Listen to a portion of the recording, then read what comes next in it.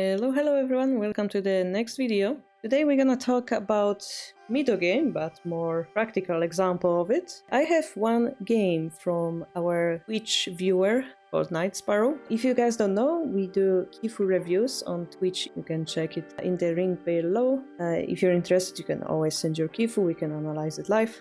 But anyway, based on this Kifu, I would like to show you how you can study middle game. Because middle game is generally a very complex, if not the most complex part of the game, and there is many ways you can play it out, like depending on your strategy or your play style, right? Everything changes. But the best way to improve in the middle game, I think, is by eliminating mistakes, yeah?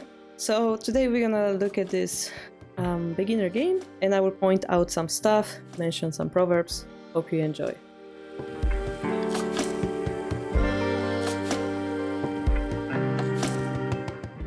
This is rather quite unusual opening for Sente, as they move both of their golds instead of developing their bishop.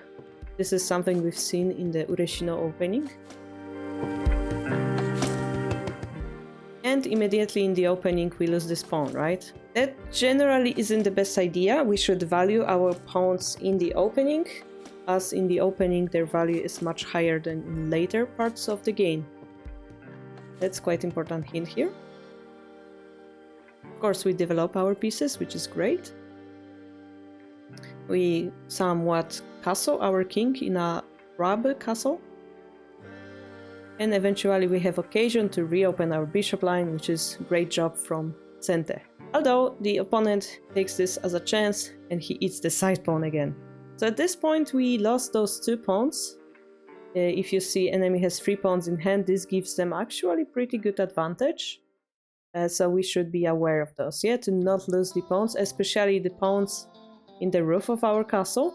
You will see later it will become a certain burden to us. We will attack.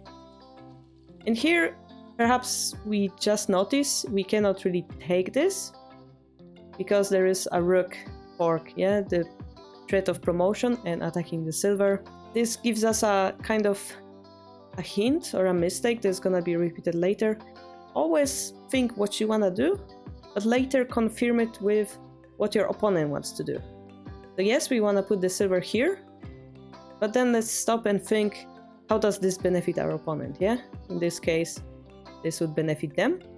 So maybe at this point, before we attack, we should consider playing something else, right?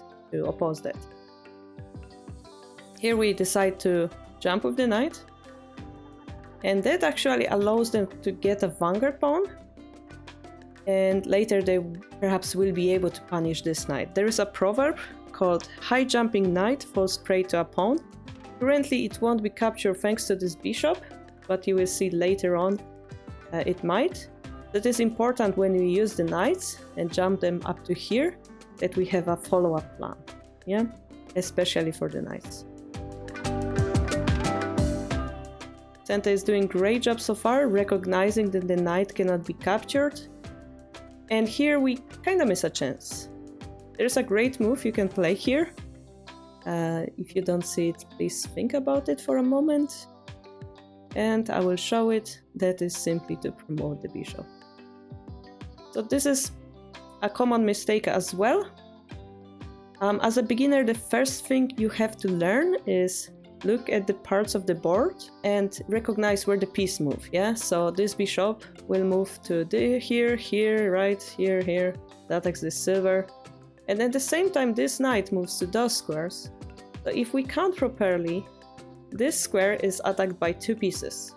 And it is protected by only 1, right? So 2 wins against 1. We are able to take this pawn. The king cannot take because the knight protects the horse. So this dependency, yeah, the piece protecting a piece and the other piece not being able to take it, this is one of the first things you should learn as beginner, yeah? Where do pieces move? How they can protect each other? Which pieces are free? Which pieces are not? How do we protect them so they are not taken for free, yeah? So many arrows. Alright, so the bishop moved back, and this is when the knight dies, because this time the rook is protecting this pawn, yeah? So Sente recognized that, they ignored it, they sacrificed the knight, right? And now we attack. So this is again the point where we say, look at what you want to do, but before you make the move, check what your opponent wants to do. And here the problem is they can do this, which is a fork, yeah? Attacking the bishop and the silver. As you guys know from our earlier video about judging the position, we know that whichever of those pieces the knight is going to take, it's gonna benefit us, because the knight is weaker piece than the silver and the bishop, right? So be aware of the material advantage, and the next step is how to avoid losing the advantage or how to gain the advantage, yeah? So here perhaps we should have predicted this knight drop and maybe move the bishop out of the way, maybe move the silver, yeah? Something like that. The game continued. Rather crazy sacrifice is coming up, yeah, but we also have fork ourselves, a nice fight continues. Here's an interesting move by the opponent. Bishop dropped 9-5. So we had a nice counter here, but again, opponent has a way to block us. And this is indirect a result of the fact that our king is in a vulnerable square. Yeah, what it means that the king is vulnerable. That there are ways to make a check on it. In this case, those both diagonals would be open. In this case, we cannot drop here a piece as goddess, it doesn't matter. But this square is definitely something we have to be aware of. Same with the knight drops, yeah? Of course, maybe it was in the spawn to put the rook here and like exchange it for the bishop. But if it was not, yeah, it's a pity that our rook got pinned. Next, if they drop a pawn, the rook will die.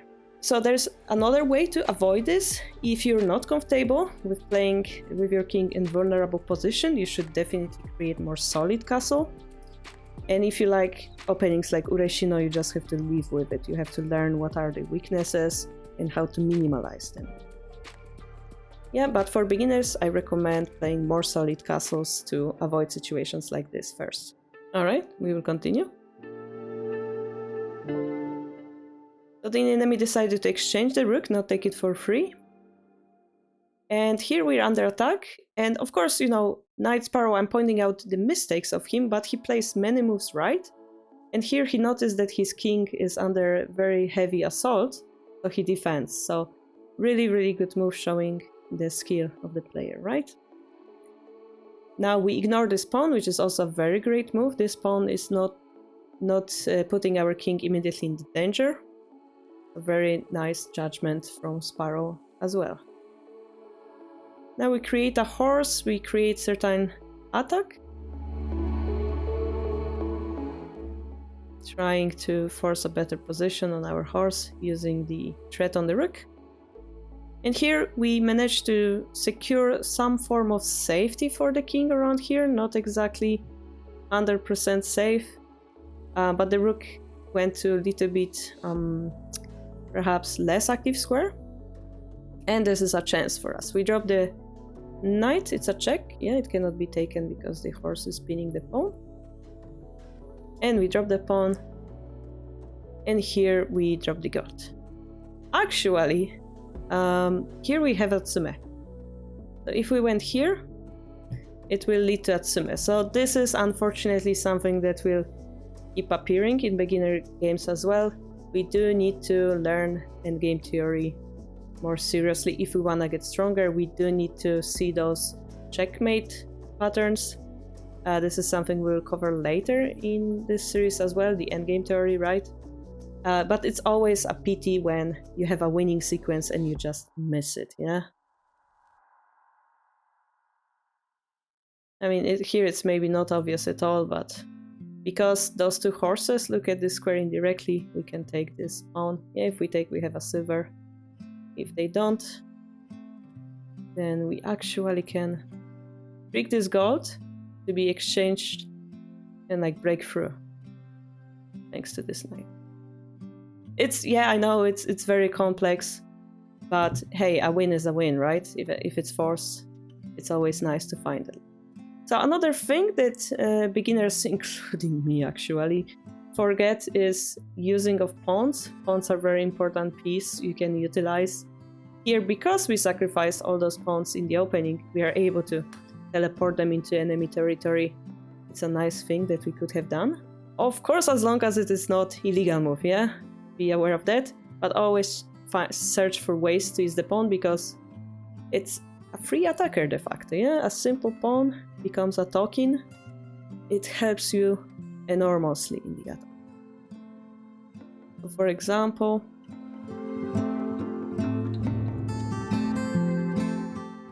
here we also could have considered dropping a pawn here, instead of using a very heavy gold, you know, making a light token. It feels stronger, because we do have still that gold in hand. And the game continued. Eventually, Gotham made the last mistake, allowing Sparrow to find a beautiful finishing move. So please tell me, guys, if you enjoy this format. If you do, we're gonna do another video, maybe with a game from our Tourney to Jozu tournament. Those are games of 5Q and below. Maybe we can find some general rules like this that you can learn from. Please let me know what you think. And I will see you in the next one. Bye bye.